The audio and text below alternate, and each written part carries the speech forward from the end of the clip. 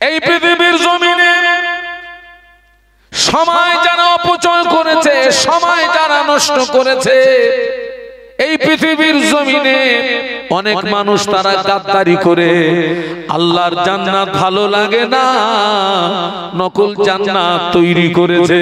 পৃথিবীর জমিনে আজ পর্যন্ত কেউ আল্লাহর নাফরমানি করে মূল টার্গেটে পৌঁছাতে পারে না, তার আগে আজরাইল হাজির হয়ে যায়। আপনারা ইতিহাস লক্ষ্য করুন, আজ পর্যন্ত কেউ আল্লাহর নাফরমানি করে তার মূল টার্গেটে পৌঁছাতে পারেনি, তার আগে বলুন, তার আগে কি নকল জান্নাত বানিয়েছিল কে? সে কি তার স্বপ্নের তৈরি করা জান্নাতে প্রবেশ করতে পেরেছিল? বলুন বলুন, না না।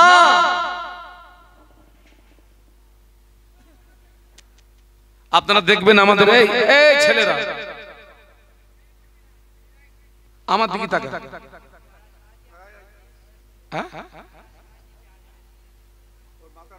আচ্ছা আচ্ছা আচ্ছা, ঠিক আছে ঠিক আছে বাবা, একবার দরুদ শরীফ আল্লাহুম্মা সাল্লি আলা।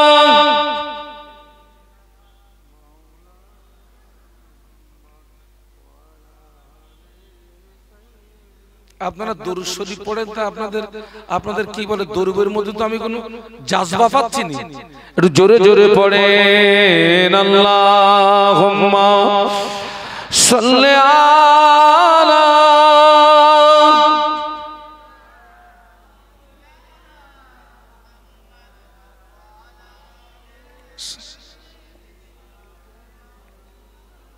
সাদ্দাত নকল জান্নাত বানানো, আল্লাহ পাক মুমিনদের জন্য যে জান্নাত তৈরি করে রেখেছেন,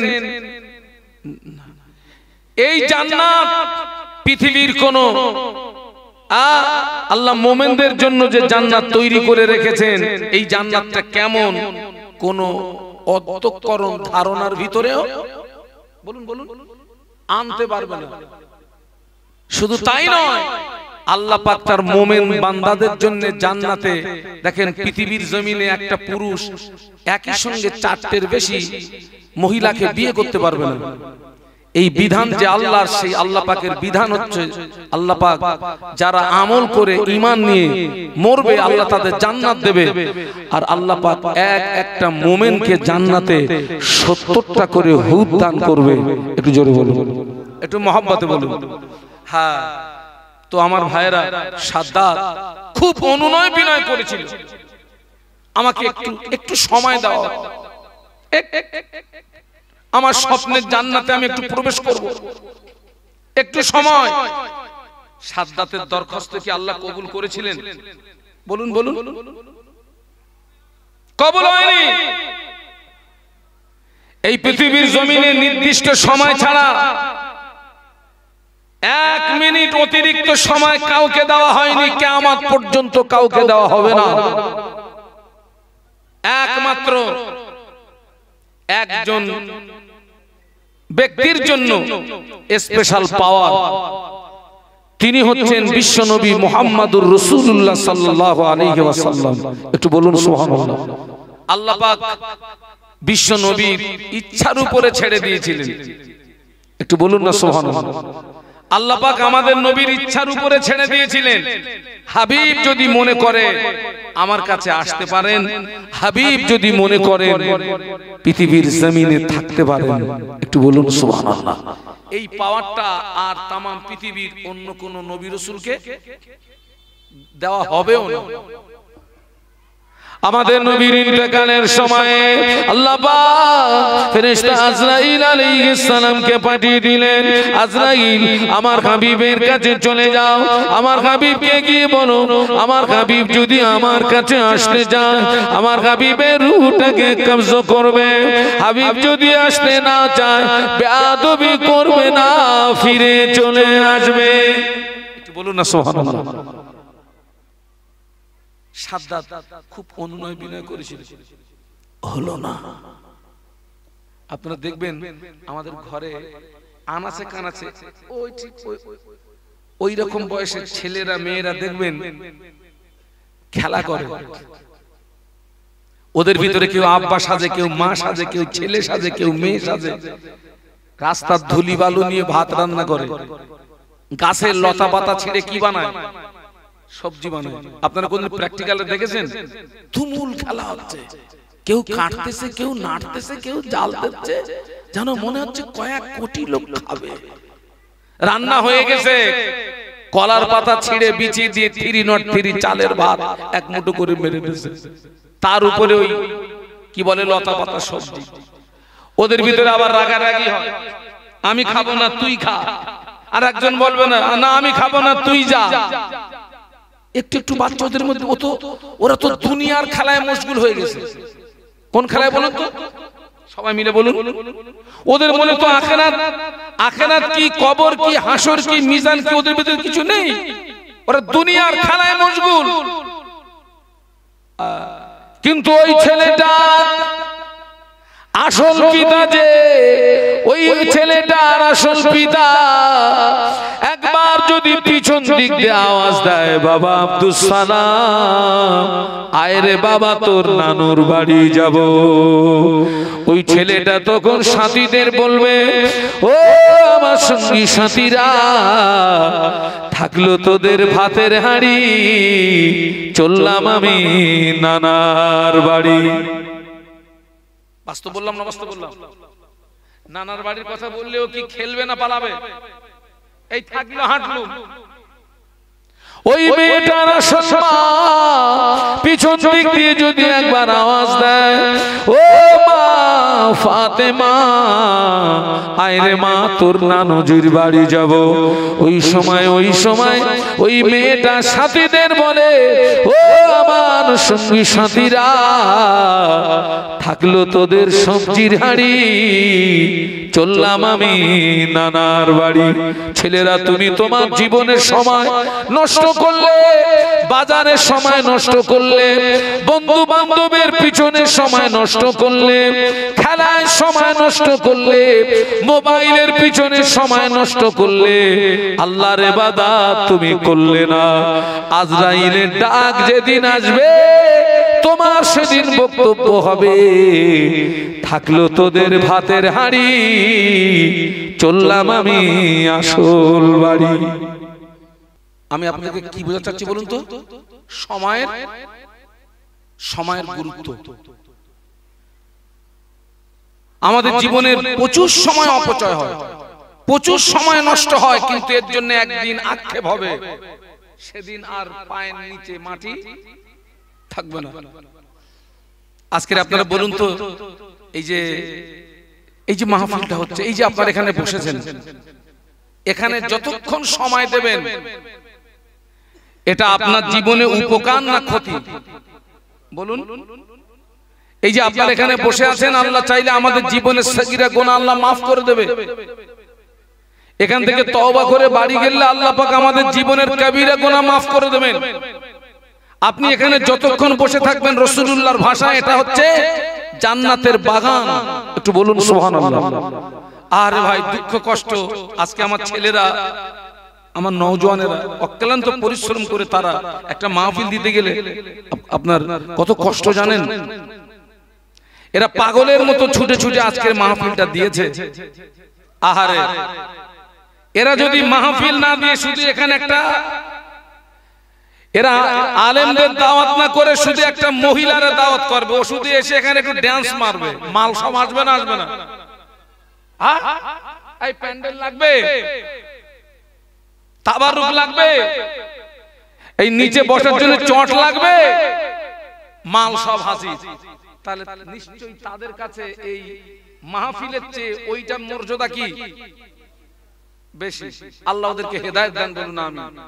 নায়িকার দিকে তাকাবি, জিনার গুনাহ হবে। আর আলেম যদি হাক্কানি আলেম হয়, হাক্কানি আলেমের চেহারার দিকে তাকাবি, আল্লাহ তোর জীবনের সগীরা গুনাহ মাফ করে দেবে। একটু বলুন সুবহানাল্লাহ।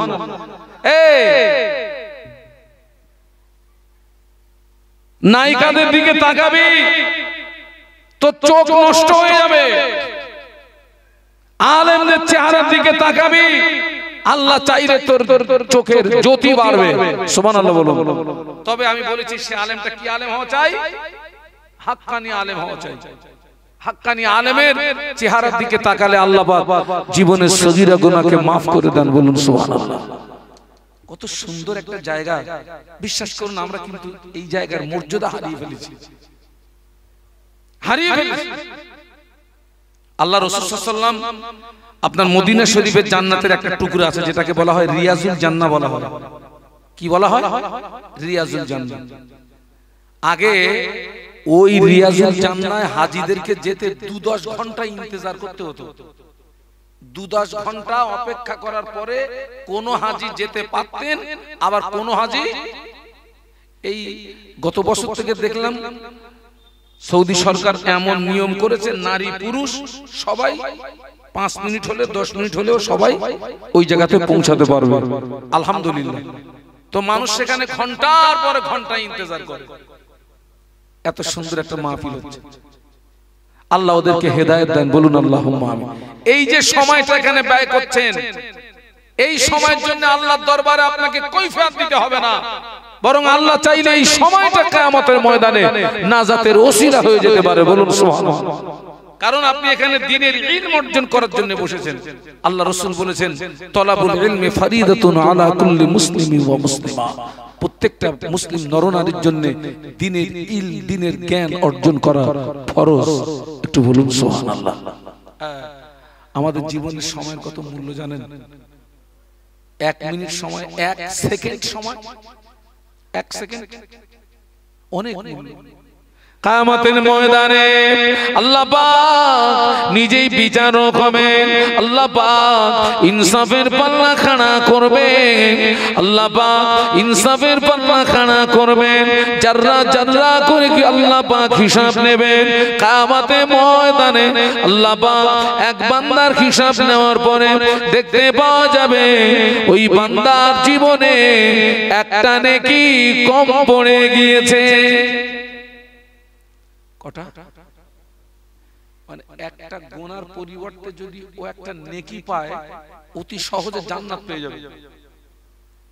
একেবারে যেটা মূল কথা, সার কথা হচ্ছে ওর একটা নেকি শর্ট পড়ে গেছে।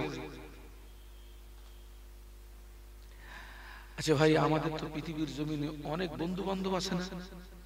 একটু কথা বলুন। আল্লাহ আমাকে একটা ছেলে দিয়েছে, আল্লাহ আমাকে একটা মেয়ে দিয়েছে। আমি প্রতিদিন মাহফিলে বার হই, আমার ওই মেয়েটা আমার 2 গালে চুমু দেয়, দিয়ে আমাকে দোয়া পড়ে আমাকে গাড়িতে তুলে আমার বিদায় করে দেয়। এ একেবারে আল্লাহ পাকের শান প্রতিনিয়ত। আমি ওকে অন্তর দিয়ে ভালোবাসি। ওই মেয়ে যদি আমার সামনে দাঁড়িয়ে কাঁদে, আমি বাপ হয়ে কি আমার ওই মেয়ের চোখের পানি সহ্য করতে পারবো? বলুন বলুন বলুন না। আমার ছেলে যদি আমার সামনে কাঁদে, আমি কি আমার ছেলের চোখের পানি সহ্য করতে পারবো? ছেলে কিয়ামতের ময়দানে ওই মেয়ে ওই ছেলের চোখের পানির মূল্য আপনার আমার কাছে থাকবে কি? কিয়ামতের ময়দানে আমাদের মাথার উপরে যে সূর্য, এই সূর্যের 12টি মুখ হবে, আরো 11টা বেশি হবে। সূর্যের তাপে জমিনটা পুড়ে লাল তামা হয়ে যাবে। তামাম হাসরবাসীর মাথার কিনু টকবক টকবক টকবক টকবক করে পুড়তে থাকবে। কারো নাক দিয়ে, কারো কান দিয়ে, কারো চোখ দিয়ে মাথা কিনুগুলো বজবজ বজবজ বজবজ করে বেরোতে থাকবে। কিয়ামতের ময়দানে একটি আওয়াজ শুনতে পাওয়া যাবে, পানি পানি পানি পানি। বলুন আল্লাহু আকবার।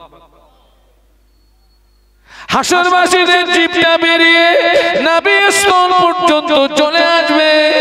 জিভটা কুকুরের মতো নাভির স্থল পর্যন্ত চলে আসবে। তামাম হাসর জুড়ে একটি আওয়াজ, পানি পানি পানি পানি। কিয়ামতের ময়দানে জমিনটা পুড়ে লাল তামা হয়ে যাবে। দেখতে পাওয়া যাবে সন্তানকে জমিনে শুইয়ে দিয়ে পিতা সন্তানের বুকের উপরে পা দিয়ে দাঁড়াতেও কুণ্ঠিত বোধ করবে না। পিতার মনে চিন্তা এটাই থাকবে, সন্তানের কষ্ট হয় গো, আমার যেন কষ্ট। বলুন, আল্লাহ পাক কোরআন শরীফের মধ্যে বলেছেন, ইয়াউমা ইয়াফিরুল মারউ মিন আখিহি ওয়া উম্মিহি ওয়া আবিহি ওয়া সাহিবাতিহি ওয়া বানি। একটু বলুন না সুবহানাল্লাহ, একটু মহব্বতে বলুন না। ইয়াউমা ইয়াফিরুল মারউ মিন আখিহি ওয়া উম্মিহি ওয়া আবিহি ওয়া সাহিবাতিহি ওয়া বানি। আখি মনে ভাই, উম্মুন মনে মা, আবি মনে পিতা। কিয়ামতের ময়দানে একজন আরেকজন থেকে হারিয়ে যাবে, পালিয়ে যাবে। কিয়ামতের ময়দানে একজন আরেকজন থেকে হারিয়ে যাবে, পালিয়ে যাবে। কিয়ামতের ময়দানে এক বান্দার বিচার নিয়ে আল্লাহ পাক দেখবেন, ওর জীবনে একটা নেকি কম হয়ে গিয়েছে, আল্লাহ অর্ডার করে দেবেন, ও আমার বান্দা তুই আমার জাহান্নামায় চলে যা। কার অর্ডার? খোকা, ওখানে কি বলা যাবে যে আল্লাহ তুমি আমার বিচারটা ঠিক করলে না, যা বলা যাবে? আচ্ছা, কিয়ামতের ময়দানে কি বলা যাবে যে আল্লাহ পার্টির লোক ডাকো? হ্যাঁ, পার্টি। বান্দা থরথর করে কাঁপবে,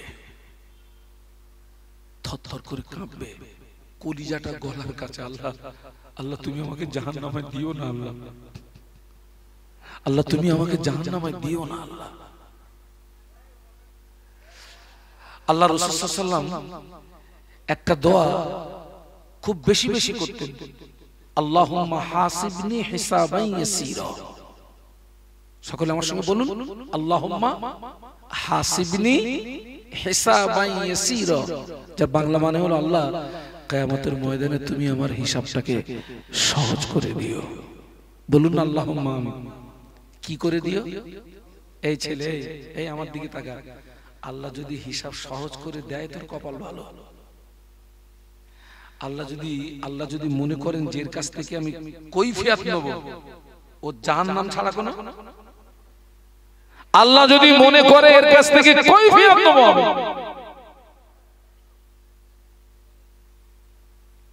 সহজ হিসাব কি রকম জানেন? কিয়ামতের ময়দানে আল্লাহ পাক যার হিসাবকে সহজ করবেন বলে মনে করবে, আল্লাহ পাক ওই বান্দাকে পর্দার আড়ালে ডেকে নিয়ে যাবে। একটু বলুন সুবহানাল্লাহ। আপনারা মনে করুন এটা হচ্ছে হাসরের ময়দান।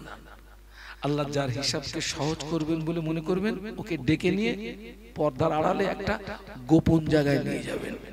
ও আমার বান্দা রে, এই গুনাহটা কি তুই করেছিস? এই অন্যায়টা কি তুই করেছিস? এই পাপটা কি তুই করেছিস? বান্দার মনে পড়ে যাবে, আল্লাহ এই অন্যায়টা আমি করে ফেলেছি, আল্লাহ এই গুনাহটা আমি করে ফেলেছি, আল্লাহ, আল্লাহ পাক তুমি আমায় জাহান্নামে দিও না। আল্লাহ বলে, বান্দারে আজ হাসরের ময়দানে আমি তোকে গোপন জায়গায় ডেকে এনেছি।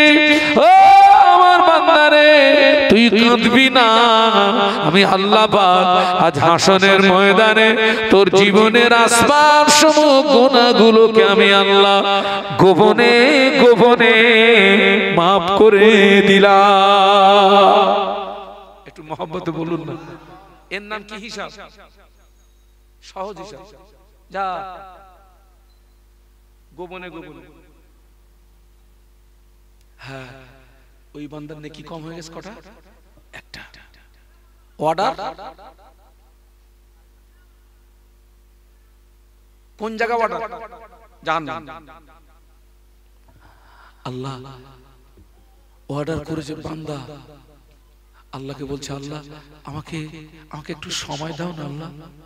আজ হাসরের ময়দানে আমার আত্মীয় স্বজন আল আওলাদ যারা আছে, আমার আব্বা মা বিবি ছেলে মেয়ে, অন্তত আমি একটু তাদের কাছে যাই, দেখি না কেউ আমাকে একটা নেকি দেয় নাকি।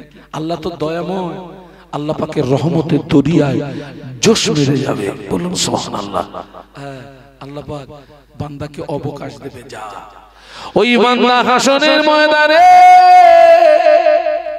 কোটি কোটি কোটি কোটি মানুষের মাঝখানে আব্বাকে চিনে ফেলবে, মাকে চিনে ফেলবে, বিবিকে চিনে ফেলবে, ছেলেকে চিনে ফেলবে, মেয়েকে চিনে ফেলবে। আব্বার কাছে নেকি চাইবে, আব্বা নেকি দেবে না। মায়ের কাছে যাবে, মা নেকি দেবে না। বিবির কাছে যাবে, বিবি নেকি দেবে না। ছেলের কাছে যাবে, দেবে না। মেয়ের কাছে যাবে, দেবে না। বন্ধু বান্ধবের কাছে যাবে, দেবে না। সবাই ফিরিয়ে দেবে। কিয়ামতের ময়দানে ওই বান্দা কাঁদতে কাঁদতে আল্লাহ পাকের দরবারে নৈরাশ হয়ে ফিরে আসবে। আল্লাহ পাক কেউ আমাকে একটা নেকি দিল না। আল্লাহ পাক আজ হাসরের ময়দানে কেউ আমাকে একটা নেকি দিল না। ও রব্বুল আলামিন, আল্লাহ পাক তুমি আমাকে জাহান্নামে দিও না। আল্লাহ পাক জাহান্নামের আগুন সহ্য করার ক্ষমতা আমার নাই। ওই সময় আল্লাহ বলবে, বান্দারে কেউ তোকে একটা নেকি দিল না, তবে তোর জীবনের একটা নেকি আমার কাছে মওজুদ আছে, তোকে আমি জানাই না। একটু জোরে বলতে পারলেন না? মহব্বতে বলতে পারলেন না? এখনো তোর জীবনের একটা নেকি আমার কাছে আছে, ওটা আমি তোরে বলিনি। আচ্ছা, এইরকম সময় যদি আল্লাহর পক্ষ থেকে এইরকম একটা যদি বার্তা আসে, আচ্ছা বলুন তো বান্দা কিরকম খুশি হবে? বান্দা বলবে, আল্লাহ তুমি আজ হাসরের ময়দানে আমার সঙ্গে ঠাট্টা করছো নাকি? আল্লাহ আল্লাহ তুমি কি আমার সঙ্গে আজ হাসরের ময়দানে ঠাট্টা করছো, উপহাস করছো? আল্লাহ বলেন, বান্দা রে, ও আমার বান্দা, আজ হাসরের ময়দানে আমি তোর সঙ্গে ঠাট্টা করি না বান্দা, উপহাস করি না বান্দা।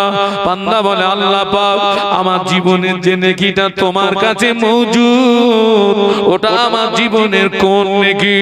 ও আমার বান্দা রে, তুই এক রাতে ঘুমিয়েছিলি বান্দা, ওই ঘুমিয়ে ঘুমিয়ে এক কাত থেকে যখন অপর কাতে গিয়েছিলি, ওই ঘুমিয়ে ঘুমিয়ে এক কাত থেকে যখন অপর কাতে গিয়েছিলি, এক করোড় থেকে যখন অপর করোড়ে গিয়েছিলি, তোর জবান থেকে একবার আল্লাহ শব্দ বেরিয়েছিল। আমার বান্দারে, তুই ঘুমের ভিতরে একবার আল্লাহ বলার কারণে তোর যে নেকি হয়েছে, ওই নেকিটা আমার কাছে মওজুদ আছে। ও আমার মালাইকারা, এই নেকিটা নিয়ে আমার বান্দার নেকির পাল্লায় চাপিয়ে দাও। ফেরেশতারাই ওই নেকিটা নিয়ে বান্দার নেকির পাল্লায় যেই না চাপিয়ে দেবে, বা আল্লাহর হুকুমে বান্দার নেকির পাল্লাটা ভারী হয়ে যাবে। এইবার আপনি বলেন, এখানে বসে আমরা কতবার আল্লাহ বলেছি? আমরা কতবার সুবহানাল্লাহ বলেছি? আমরা কতবার দরুদ শরীফ পড়েছি? আমরা কতবার কলেমা শরীফ পড়েছি? এই একবার দরুদ শরীফ যদি কবুল হয়ে যায়, একবার সুবহানাল্লাহ যদি কবুল হয়ে যায়, একবার আল্লাহু আকবার যদি কবুল হয়ে যায়, একবার কলেমা শরীফ যদি কবুল হয়ে যায়, ওটাই কিয়ামতের ময়দানে জান্নাতে যাওয়া ওসিলা হয়ে যাবে। জোরে বলুন। সেই জন্য বলছি, সময় অপচয় করেন না, যতটুকু সময় পান একটু আল্লাহ বিল্লাহ করেন, আল্লাহকে ডাকুন। আজকে তাম পৃথিবীতে মুসলমানদের যে অবস্থা, তাতে এটা কিন্তু স্পষ্ট হয়ে গেছে, তাম পৃথিবীর জমিনে মুসলমানদের আহা বলার একমাত্র আমাদেরকে বাঁচাতে পারে কে? একটু জবান খুলে বলুন। তিনি আমাদেরকে বাঁচাতে পারেন, তিনি আমাদেরকে মারতে পারেন। ইন্নাল্লাহা আলা কুল্লি শাইইন কাদির। সমস্ত ক্ষমতার মালিক কার হাতে?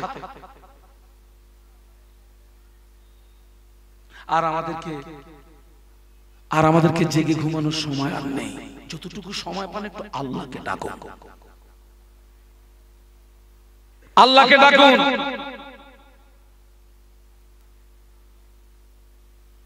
আজকে আমাদের ভিতরে নামাজ নেই, ইবাদত নেই, আমল নেই, কিচ্ছু নেই, পুরো শুকনো কাঠ হয়ে গেছে। বাস্তব বলছি না? বাস্তব বলছি।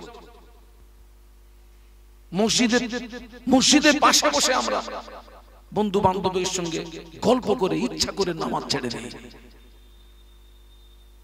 বাস্তব না বাস্তব?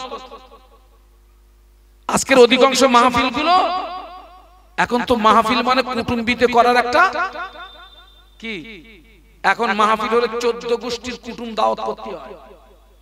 হ্যাঁ, কত গোষ্ঠীর বলেছি? 14 গোষ্ঠীর কুটুম। ওই কুটুম থাকাবে না হুজুর থাকাবে? শ্বশুর শাশুড়ির খেদমত, শালা শালি এসেছে ওদের খেদমত। বাবা খবর নিয়ে দেখেন অধিকাংশ মাহফিলে ওই মায়েরা কুটুম্বিতে, আপনার বাড়িতে মেহমান আসলে, কুটুম আসলে তাদেরকে বাবা মেহমানদারি করতে হবে তো, খাওয়াতে হবে তো। খবর নিয়ে দেখবেন ওই বাড়ির অধিকাংশ মহিলারা কিন্তু এশার নামাজ পড়েনি। এশার নামাজ না পড়ে কি করতেছে? খেদমত করতেছে। লাভ হলো না লস হলো? একটু জোরে বলো খোকা। তোমার 1 টাকা হারিয়ে গেছে, তুমি 3 টাকার মোমবাতি কিনে খুঁজতেছো। হারিয়ে গেছে কত? 1 টাকা মোমবাতির দাম। লস হচ্ছে না?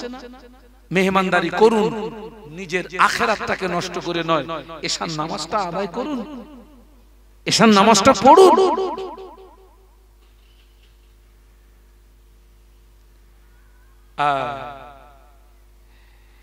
এখান থেকে নারায়ণপুর বাজার পায়ে হেঁটে যেতে কতক্ষণ লাগে? 10 মিনিট। ফজরের নামাজ আদায় করেছে, ফজরের নামাজ আদায় করে আপনি নারায়ণপুর বাজারে যাবেন। আপনি যদি নেকির ভিখারি হন, আপনি বাড়ি থেকে পায়ে হেঁটে যাবেন। আপনি বাড়ি থেকে বেরিয়েছেন, হাঁটতে হাঁটতে যান, আর গুনগুন আওয়াজে একটু কলেমা শরীফ পড়ুন, একটু দরুদ শরীফ পড়ুন, একটু সুবহানাল্লাহ পড়ুন, একটু আলহামদুলিল্লাহ পড়ুন। নারায়ণপুর বাজারে যাওয়া হবে, 10 মিনিটে অনেক নেকি কামাই হবে। একটু বলুন না সুবহানাল্লাহ। বসিরহাটে যাবেন, মোটর বাইকে যাবেন, যান, মোটর বাইকের পিকআপটা টানুন, আর গুনগুন আওয়াজে কলেমা শরীফ পড়ুন, দরুদ শরীফ পড়ুন, সুবহানাল্লাহ পড়ুন, আলহামদুলিল্লাহ পড়ুন। দেখতে পাওয়া যাবে আপনার জায়গায় যাওয়া হবে, আল্লাহর রাস্তে নেকি কামাই হবে। এসব আজকে মানবে ভাই, এতটুকু বিশ্বাস রাখবেন। শাহানুর আপনাদেরকে এই কথাগুলো বলছে মানে ও আমলটা আলহামদুলিল্লাহ শাহানুর আলমের ভিতরে আছে। সেই তো গাড়ির ভিতরে বসে রয়েছে রে ভাই, তুই ফাও বসে থাকবো কেন?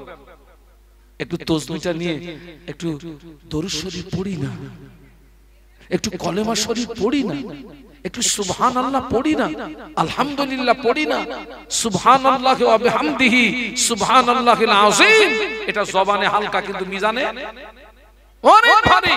সুবহানাল্লাহ বলুন, পড়ি না। ও মায়েরা, ফজরের নামাজ পড়েছেন মা, ফজরের নামাজ আদায় করে মায়েদের, যারা গ্রাম্য এলাকার মায়েরা, আগে আমাদের মা চাচিরা আঙিনা ঝাড় দিত, আঙিনা আঙিনা উঠোন উঠোন উঠোন। এখন শহর এলাকায় আর উঠোন পাওয়া যায় না, তবে এটা তো গ্রাম্য এলাকা। ও মায়েরা, ফজরের নামাজ পড়েছেন মা, আগে অধিকাংশ বাড়ির ভিতর থেকে ফজরের নামাজের পরে কোরআন তেলাওয়াতের আওয়াজ শোনা যেত।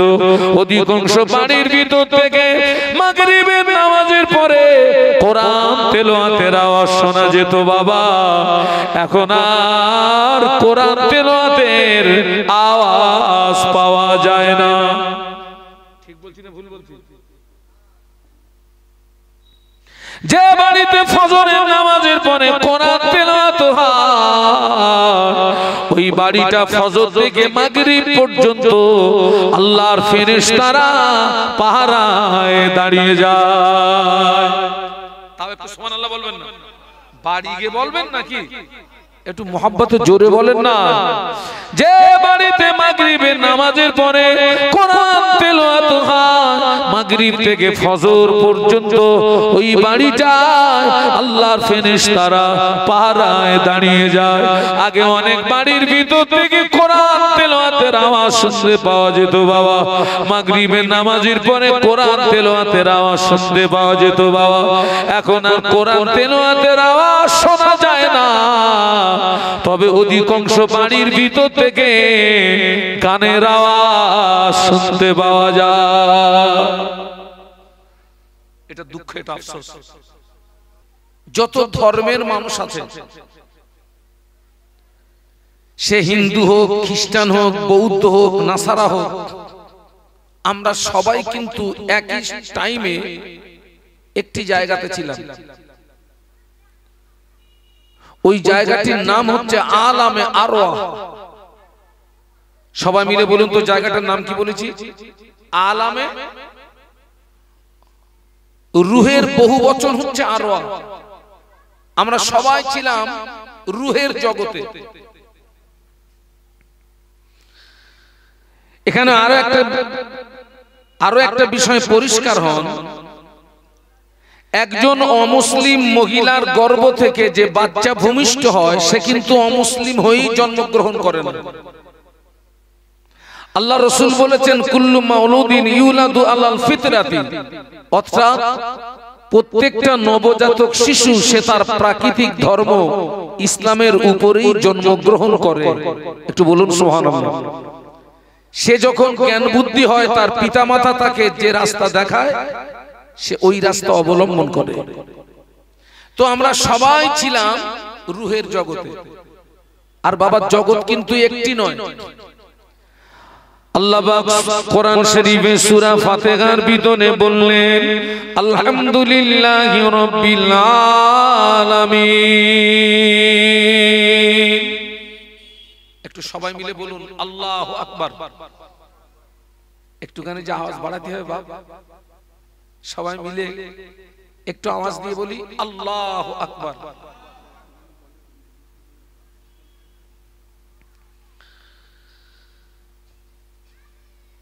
আমি অনুরোধ করব যারা আশেপাশে আছেন ওই পানি না দুটো পানি মিক্স করে উষ্ণ গরম না একটু খাবো। আমি দেখছি আশেপাশে অনেক ভাইরা আছেন, আমি তাদেরকে অনুরোধ করব আমার ভাইরা আল্লাহর রাস্তায় আপনারা মাহফিলে আসুন। আমি কিন্তু এই নীতিতে বিশ্বাসী, আজকের এই মাহফিলটা আমাদের জীবনের শেষ মাহফিল হতে পারে না, পারে না? বলুন বলুন, এটা আমার জীবনের শেষ ওয়াজ হতে পারে না, পারে না? আপনি হয়তো সারা জীবনে অনেক মাহফিলে যোগদান করেছেন, কিন্তু এই মাহফিলগুলো আল্লাহ পাকের দরবারে কবুল হয়ে গিয়েছে এর কোনো নিশ্চয়তা? আজকের এই মাহফিল যদি আল্লাহ পাকের দরবারে মকবুল হয়ে যায়, জানবেন এই মাহফিল কিয়ামতের ময়দানে আমাদের জন্য নাজাতের ওসিলা হয়ে যাবে। একটু বলুন সুবহানাল্লাহ। আচ্ছা, ইসলামের প্রথম যুদ্ধ হচ্ছে বদরের যুদ্ধ। বদরের যুদ্ধে মুসলমানদের সংখ্যা ছিল মাত্র 313, কাফেরদের সংখ্যা ছিল 1000 এবং 1000 ছিল সশস্ত্র আর 313 ছিল নিরস্ত্র। বলুন তো জিতেছিল কারা? তাহলে আমরা এখন সংখ্যায় কম আছি বলে আমরা কি ঘাবড়াবো নাকি? হ্যাঁ, এমন আওয়াজ দিতে হবে আশেপাশে যেন মনে করে পুরো প্যান্ডেল কি হয়ে গেছে। হ্যাঁ, জোরে জোরে দরুদ শরীফ আল্লাহুম্মা, খুব মহব্বতের সঙ্গে।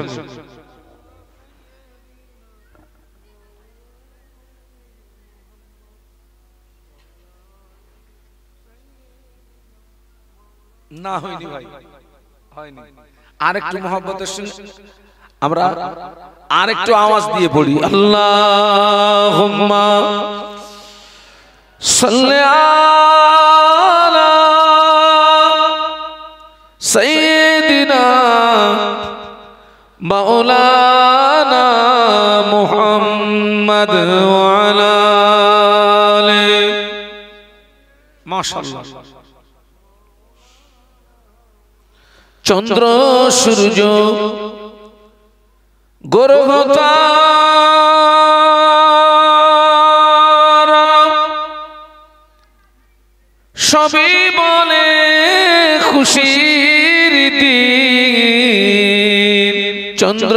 সূর্য গ্রহ তারা সবই বলে খুশির দিন। প্রথম যিনি তাসবিহ পড়েন রহমাতুল লিল আলামিন। আল্লাহুম্মা মোহাব্বতে মোহাব্বতে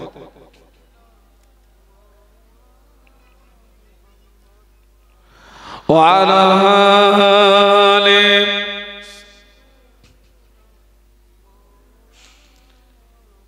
এইবারে বলি আল্লাহু আকবার।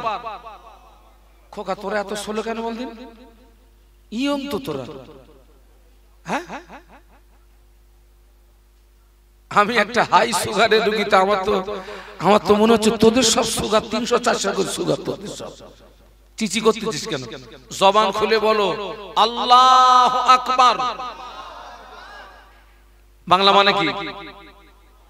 হ্যাঁ, এটা মাথায় রাখতে হবে। সূরা ফাতিহায় আল্লাহ কি বলছেন? আলহামদুলিল্লাহি রাব্বিল আলামিন। এক নাম্বার জগৎ হলো রোগের জগৎ, দুই নাম্বার জগৎ হলো মায়ের পেট, তিন নাম্বার জগৎ হলো দুনিয়া, চতুর্থ নাম্বার জগৎ হলো কবর। কবর শেষ জগৎ নয়, মাটির নিচে রয়েছে অসংখ্য জগৎ। বলুন আল্লাহু আকবার। এক নাম্বার জগৎ কোনটা বলেছি? দুই নাম্বার, তিন নাম্বার দুনিয়া, চার নাম্বার যেন ভুলে যাবেন না। ওই বরফ যেমন কারখানা থেকে বার করে উন্মুক্ত বাতাসে রাখলে বরফ কি হয়? গলে যায়।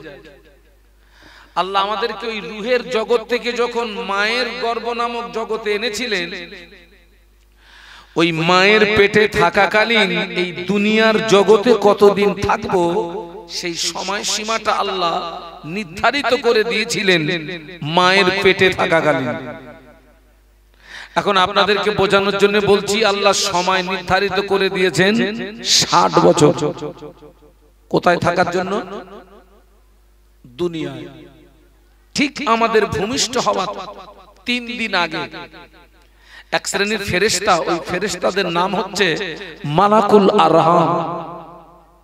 ওই ফেরেশতা মায়ের রেহেমের ভিতরে প্রবেশ করে আমাদের সম্বোধন করে একটি কথা বলেছিলেন। বলেছিলেন, আল্লাহর বান্দা, ও আল্লাহর বান্দা, তোমাকে 3 দিন পরে দুনিয়া নামক একটি জগতে পাঠানো হবে।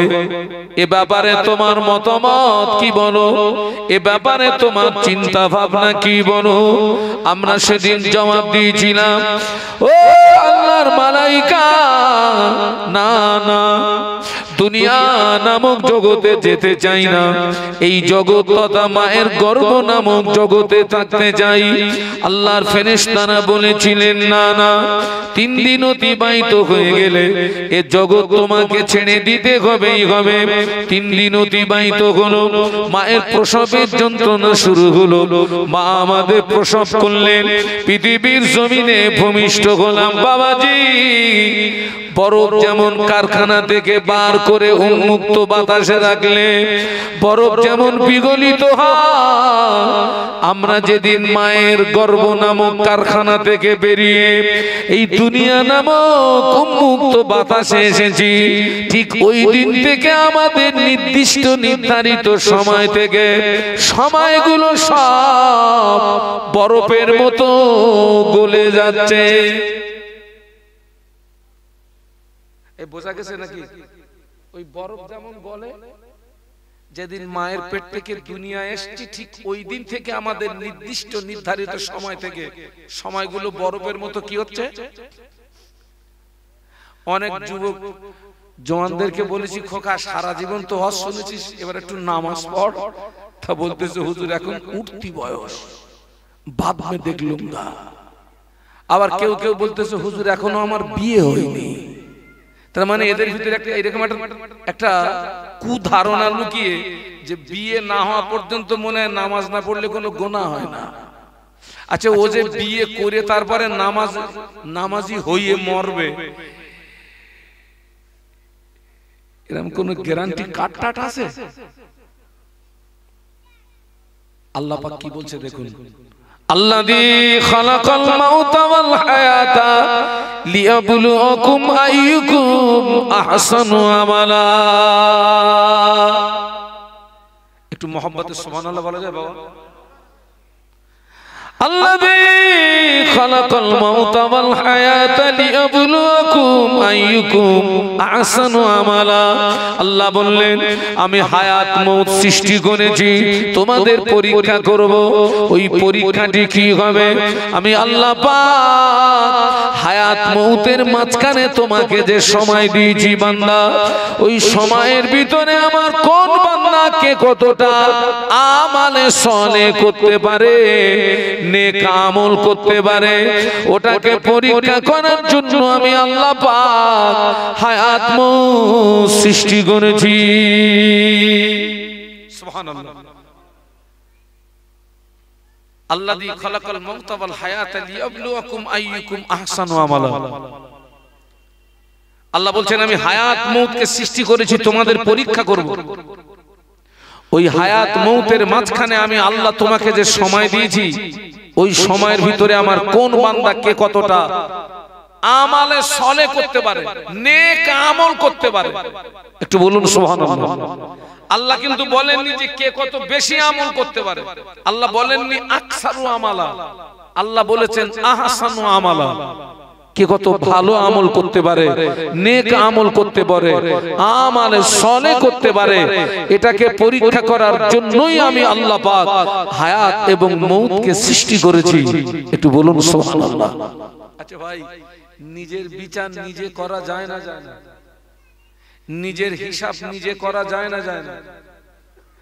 আমরা যে ক্যাটাগরির মুসলমান, আমরা যদি আমাদের জীবন নামক গাড়িটাকে নিয়ে যদি সমীক্ষা করি, তাতে দেখা যাবে আমার দৃষ্টিতে আমাদের দ্বারা দৈনন্দিন নেকি যতটা কামাই হয়, তার চেয়ে বেশি কামাই হয় কোনটা? গোনা। আর আমি আপনাদেরকে বোঝানোর জন্য বলছি, আমাদের দ্বারা প্রতিদিন নেকি অর্জন হয় 100 গ্রাম, আর গোনা কামাই হয় 150 গ্রাম। তার মানে প্রতিদিনের হিসাবে নেকির তুলনায় গোনা বেশি হচ্ছে কতটা করে? 50 গ্রাম করে। এই গতিতেই জীবন নামক গাড়িটি চলছে। আমার কথা বুঝতে পারছেন না? পারছেন না? এই গতিতেই জীবন নামক গাড়িটি চলছে। চলতে চলতে চলতে চলতে হায়াত শেষ। হায়াত যখন শেষ হবে তখন অটোমেটিক আপনার নিঃশ্বাস কি হবে বলুন? ফাইজা জাআ আজালুহুম লা ইস্তাখিরুনা সাআতান ওয়া লা ইস্তাকদিমুন। বলুন সুবহানাল্লাহ। ওই যে মায়ের পেটে যে সময় নির্দিষ্ট করে দিয়েছিলেন, ওই নির্দিষ্ট নির্ধারিত সময় কি হবে? মউত হবে। একটু বলুন সুবহানাল্লাহ। নির্দিষ্ট নির্ধারিত সময়ে মউত হবে।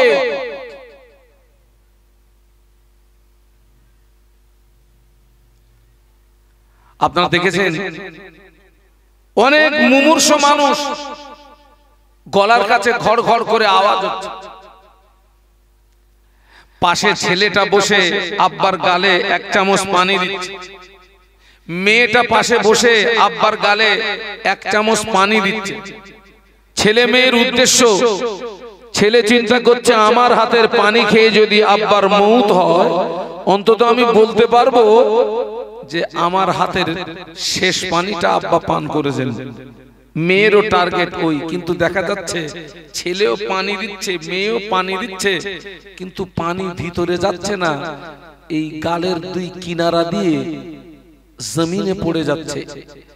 এরকম চিত্র, এরকম দৃশ্য আপনারা কম বেশি দেখেছেন না দেখেন? আচ্ছা ভাই, পানি দিচ্ছে তো ভিতরে যাচ্ছে না কেন বলুন তো? বলুন বলুন।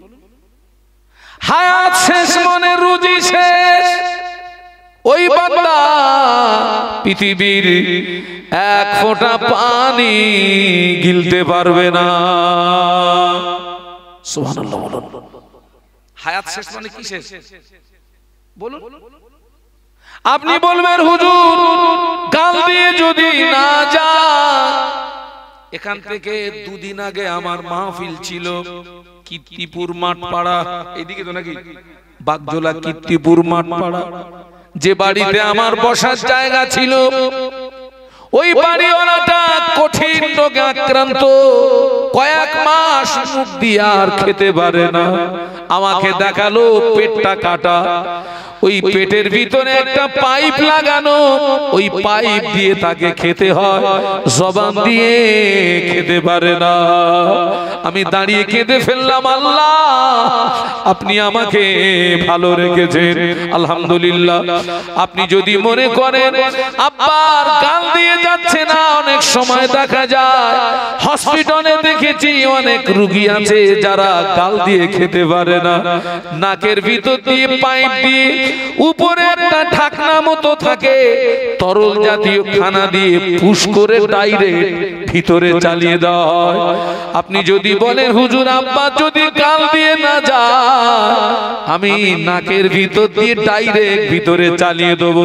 যদিও আপনি দেন, আপনি যদি 100 গ্রাম খাদ্য ডাইরেক্ট যদি আপনার আব্বার ভিতরে পুশ করে দেন, আপনার আব্বা 200 গ্রাম বমি করবে।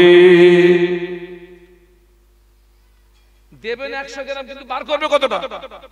200 গ্রাম। লাভ না লস? জবান খুলে বলুন আল্লাহু আকবার। আজকের দুঃখ আফসোস, আমরা ভালো জায়গায় সময় ব্যয় করার তুলনায় খারাপ জায়গায় বেশি কি করি বলুন? সময় ব্যয় করি। আজকের এই ঠান্ডার সময়, শীতের সময় অধিকাংশ জায়গায় মেলা হচ্ছে, মেলা আপনি খবর নিয়ে দেখেন 50-50 আমাদের। ওই মেলায় যত মানুষ যায় 50-50 কাদের বলেছি? আমাদের। আমাদের মানে কি? সব মুসলিম। এই আমি এখান থেকে কদিন আগে একটা মাহফিল করলাম আপনার আমতলা রোডে, ডায়মন্ড হারবার আমতলা রোড, জায়গাটার নাম মানিকতলা। বাড়িপুরে মেলা হচ্ছে, দেখলাম মুসলমানের মেয়েরা পুরো এক বরখা পরে আপনার মেলা যাচ্ছে, বরখা পরে। আশ্চর্য হয়ে গেল, বরখা পরে মেলায় যাচ্ছে। আল্লাহ পাক ওদেরকে হেদায়েত নসিব করুন, বলুন আল্লাহুম্মা আমিন। আমি আপনাদেরকে একটাই কথা বলতে চাচ্ছি, সেটা হচ্ছে সময় আপনি অপচয় করবেন না।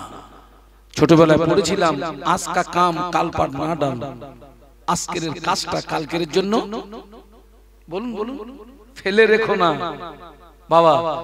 আজকের কাজটা কালকের জন্য ফেলে রাখলে কালকের এমন মুসিবত সামনে হাজির হবে, ও কাজা আদায় হবে না বাবা, আদায় হবে না। আল্লাহ পাক হায়াতে রেখেছেন, সুস্থ রেখেছেন, সময়টা আল্লাহর ইবাদতে দেন। সুস্থ থাকতে ইবাদত করো, টাকা থাকতে দান করো। অসুস্থ হয়ে গেলে ইবাদত করার মন মানসিকতা থাকলেও শরীর আর পারবে না বাবা। আমি সেই জন্য তো অনেক মাহফিলে বলি, পারলে মাঝে মাঝে একটু হসপিটালে যাবেন, হসপিটালে যাবেন, মেডিসিন ওয়ার্ডে যাবেন, মেয়েদের ওয়ার্ডে যাবেন না, ছেলেদের ওয়ার্ডে যাবেন। আমি কিন্তু মাঝে মাঝে হসপিটালে যাওয়ালো, মন যখন খুব দুনিয়ার দিকে আকৃষ্ট হয় আমি তখন ছুটে হসপিটালে চলে যাই। হসপিটালে যাবেন, বেশি বেশি কবর জিয়ারত করবেন, কবর জিয়ারত করবেন। গিয়ে দেখবেন হসপিটালে এক এক মানুষ এক এক রোগে আক্রান্ত, আর এক এক রোগের কষ্ট এক এক রকম। চোখের দুই কিনারা দিয়ে শুধু পানি গড়াচ্ছে, হাহুতাশ করছে। যারাই ওই বেডে শুয়ে হাহুতাশ করছে, আল্লাহ এইবারে যদি সুস্থ হতে পারতাম, সময় তোমার ইবাদতে কাটাতাম। এতদিন কোথায় ছিলি? আল্লাহ তোকে তো সুস্থ রেখেছিল, তুই তো কাঁচা মেরে লাফাইছিস। ফজরের আজান হয়ে গেল, ও আমার মায়েরা, জামাতের সময় হয়ে গেল। ইমাম সাহেব ইমামের জায়গায় দাঁড়িয়ে গিয়েছে, মুক্তাদি মুক্তাদির জায়গায় দাঁড়িয়ে গিয়েছে। মুক্তাদির ভিতরে একজন মুক্তাদির বয়স 70 বছর, আর একজন মুক্তাদির বয়স 25 বছর। একই ইমাম একই নামাজ, দুটো মুক্তাদির ভিতরে সওয়াব বেশি পাবে কে? কেন?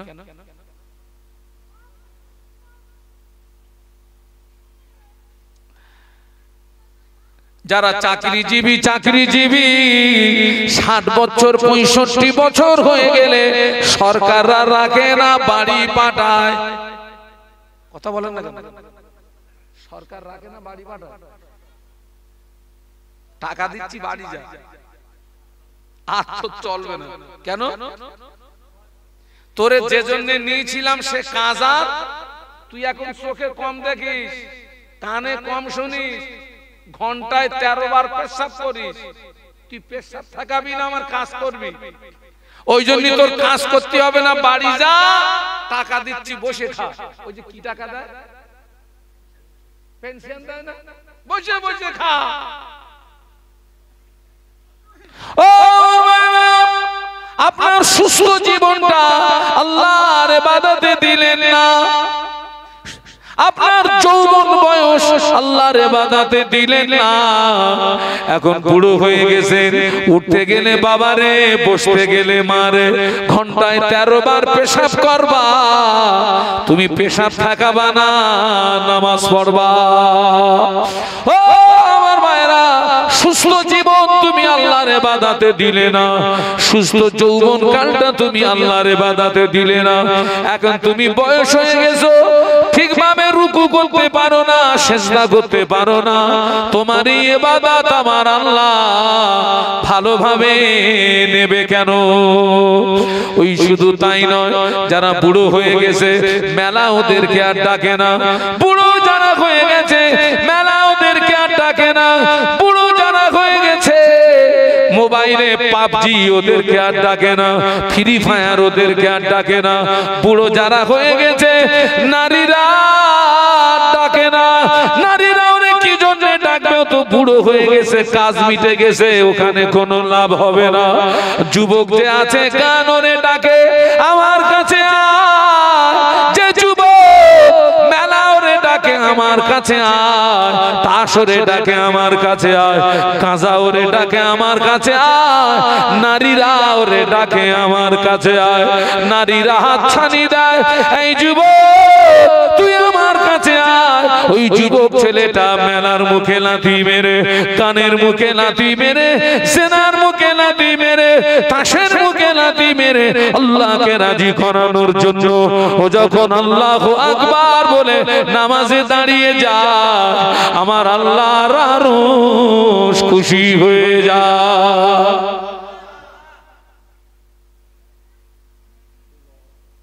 যৌবন বয়সটা আল্লাহর ইবাদতে দেওয়া।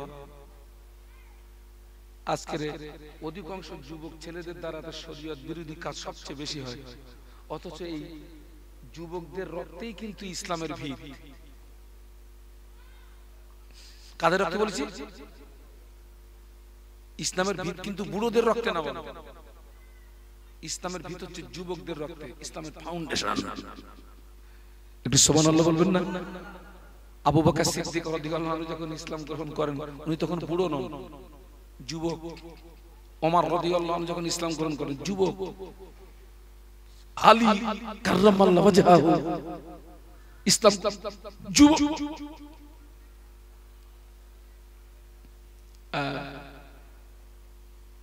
সময় অপচয় করেন না বাবা। আমি আপনাদেরকে কিন্তু জ্ঞান দিতে আসিনি বাবা। অনেক মানুষ বসে আছেন, আমি আপনাদের পায়ের ধুলির সমতুল্য না। আবার বলছি, জেগে ঘুমানোর সময় আর নেই। যতটুকু সময় পাও আল্লাহ বিল্লাহ করো, আল্লাহর ইবাদত করো। সময় যতটুকু পাও আল্লাহ। ফাদখুলি ফি ইবাদি ওয়াদখুলি জান্নাতি। একটু সুবহানাল্লাহ বলা যাবে? একটু মহব্বতে বলা যাবে?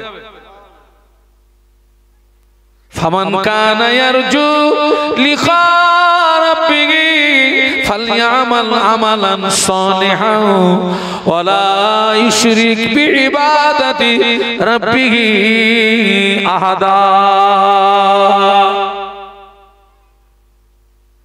আল্লাহর সঙ্গে যদি আপনি মোলাকাত করতে চান, আপনাকে দুটো কাজ করতে হবে। আমালান সালিহান, নেক আমল করতে হবে, আর ইবাদতের ভিতরে কাউকে বলুন শরীক স্থাপন করা, আল্লাহ পাকের দিদার পেয়ে যাবেন। বলুন সুবহানাল্লাহ। জান্নাতে যদি যেতে চাও, ফাদখুলি ইবাদি ওয়াদখুলি জান্নাতি। আমাদেরকে ভালো হতে হবে ভাই, আমাদেরকে পরিবর্তন হতে হবে ভাই। আর কবে ভালো হব, আর কবে মসজিদের সঙ্গে সম্পর্ক তৈরি করব, আর কবে নামাজের পার্টির সঙ্গে সম্পর্ক তৈরি করব ভাই। পৃথিবীর জমিনে বহু পার্টি আছে বাবা, কোন পার্টি অন্য পার্টির সঙ্গে সম্পর্ক রাখবেন মদের থেকে পৌঁছে দেবে, অন্য পার্টির সঙ্গে সম্পর্ক রাখবেন নারীর থেকে পৌঁছে দেবে। মসজিদের সঙ্গে সম্পর্ক রাখবেন, মসজিদের পার্টির সঙ্গে আপনি মসজিদের সময় দেবেন, মসজিদের পার্টিতে সময় দেবেন। আল্লাহর নামে শপথ করে বলছি, ওই মসজিদের পার্টি আপনাকে আল্লাহর জান্নাতের দরজায় পৌঁছে দেবে।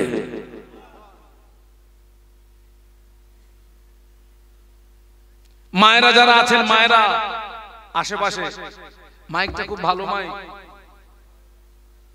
এই আওয়াজ অনেক দূরে যাচ্ছে। তুমি কি মানে কীর্তিপুরে দিকে ছিলে নাকি?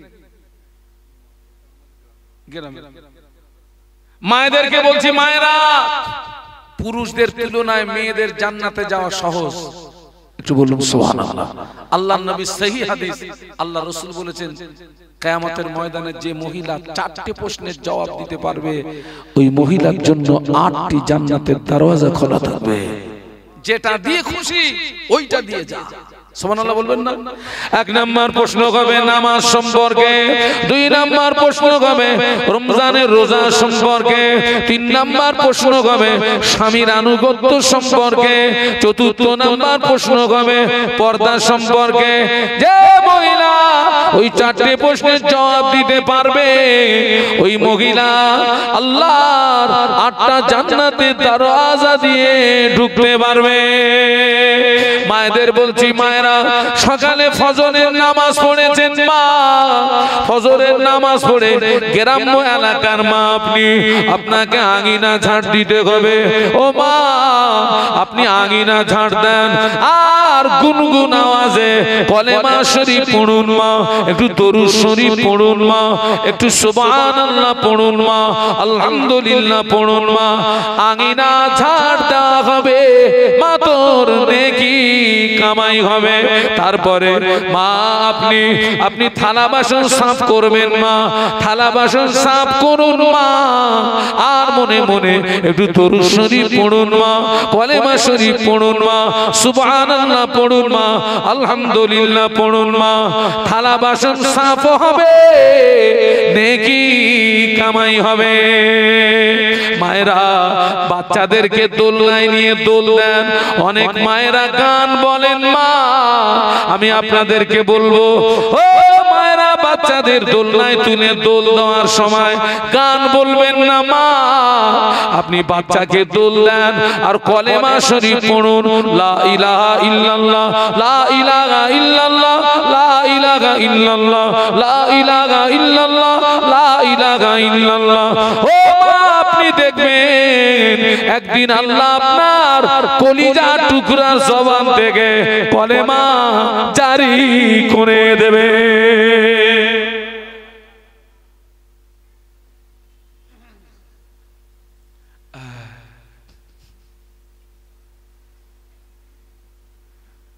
আর ফুরফুরা শরীফের ছোট হুজুর পীর কেবলা রহমাতুল্লাহ আলাইহি ওয়াজ করতে করতে একটা কথা খুব বলতেন, জ্ঞানী যারা বোঝে তারা শুধু শুধু ইশারায়। আমি কি বলতে চাচ্ছি নিশ্চয়ই আপনারা বুঝতে পারছেন ভাই। আবার বলছি, আপনারা নিচে অনেক মানুষ বসে আছেন, আমি আপনাদের পায়ের ধুলির সমতুল্য না। আসমানের নিচে জমিনের উপরে আমার মতো নিকৃষ্ট অধম আর দ্বিতীয়ত কেউ আছে আমার জানা নেই। তবে আপনাদেরকে বলবো, সময় অপচয় করেন না, যতটুকু সমান পান। আপনাদেরকে বলে যাচ্ছি, পারলে প্রতিদিন 100 বার করে দরুদ শরীফ পড়বেন, 100 বার করে কলেমা শরীফ পড়বেন, 100 বার করে সুবহানাল্লাহ পড়বেন, 100 বার করে আলহামদুলিল্লাহ পড়বেন, 100 বার করে আল্লাহু আকবার পড়বেন, 100 বার করে পড়বেন সুবহানাল্লাহি ওয়া বিহামদিহি সুবহানাল্লাহিল আযীম, 100 বার পড়বেন ইয়া আল্লাহু ইয়া রহমানু ইয়া রহিমু ইয়া হাইয়ু ইয়া কাইয়্যুম পড়বেন। আল্লাহ চাইলে এই সমস্ত তাসবিহগুলো যদি কবুল হয়ে যায় বেটা, কিয়ামতের ময়দানে নাজাতের ওসিলা হয়ে যাবে। উম্মতে মুহাম্মাদিরা হচ্ছে সোনা ব্যবসায়ীর সমতুল্য, যে ব্যবসায় যেমন লাভ সেই ব্যবসায় তেমন লস। উম্মতে মুহাম্মাদির সামান্য কাজে আল্লাহ নারাজ হয়ে জীবনের আমল বরবাদ করে আল্লাহ তাকে জাহান্নাম দেয়, আবার সামান্য কাজে খুশি হয়ে আল্লাহ তার জীবনের গুনাহ মাফ করে জাহান্নাম হারাম করে দিয়ে রহমতের জান্নাতের মেহমান বানিয়ে দেয়।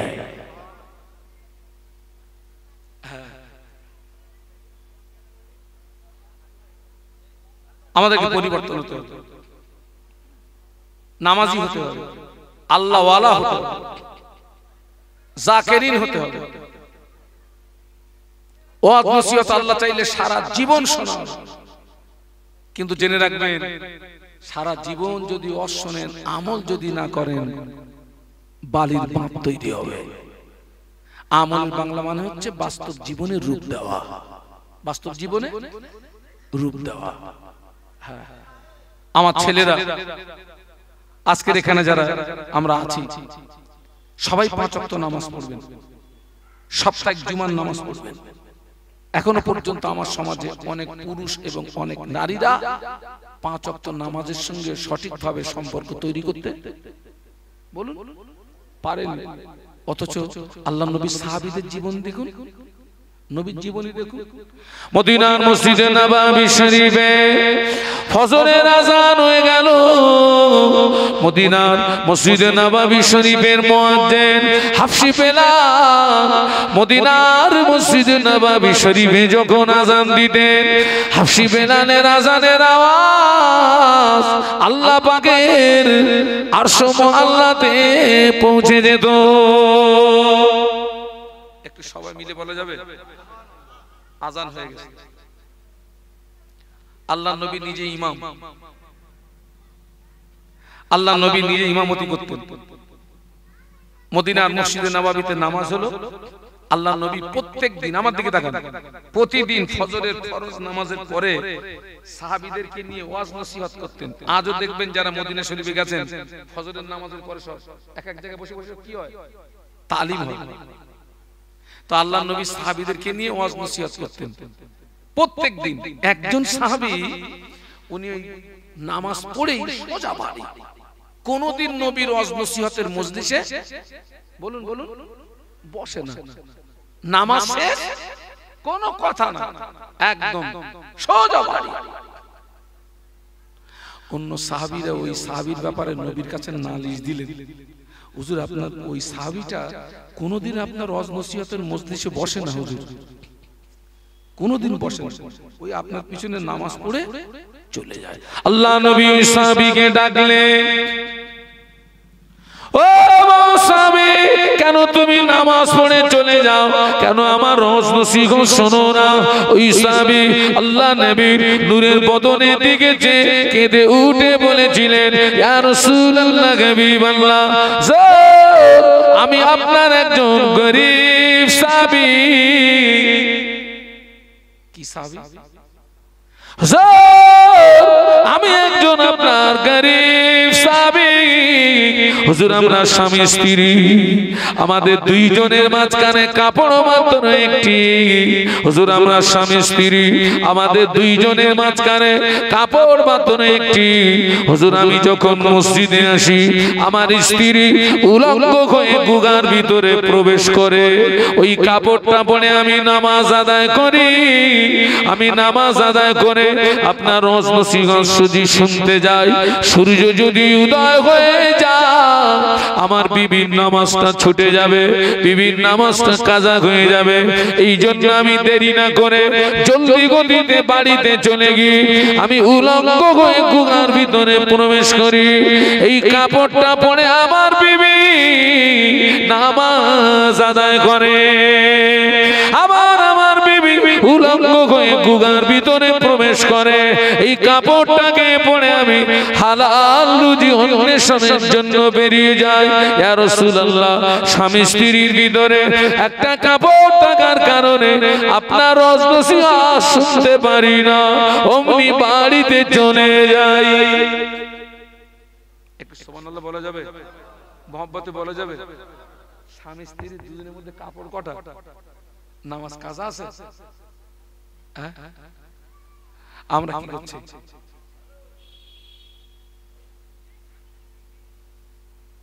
তুমি যে সময়টা দোকানে দিলে, যে সময়টা বন্ধু বান্ধবের পিছনে দিলে, যে সময়টা মেলায় দিলে, ওই সময়টা ঘুরিয়ে এই দিকে দিলেই তো নামাজ হয়ে যায়, তাই না?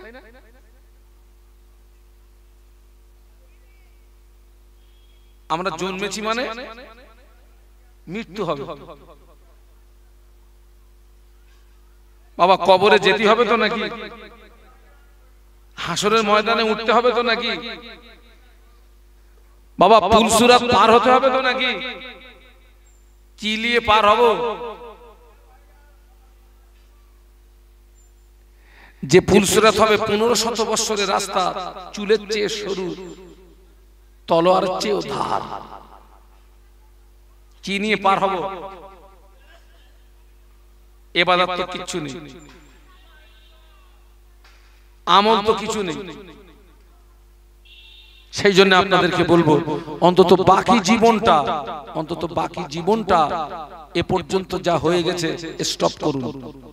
এ পর্যন্ত যা হয়ে গেছে এই পর্যন্ত স্টপ করুন। অন্তত বাকি জীবনটা অন্তত আপনার জীবনের এই মূল্যবান সময়টা অযথা নষ্ট না করে অন্তত বাকি জীবনটাকে আল্লাহর ইবাদতের ভিতরে যদি অতিবাহিত করতে পারি, অন্তত কিয়ামতের ময়দানে আল্লাহ পাকের দরবারে মুখটা দেখাতে পারবো। আল্লাহ আমাদেরকে তৌফিক দেন, বলুন আল্লাহুম্মা আমিন।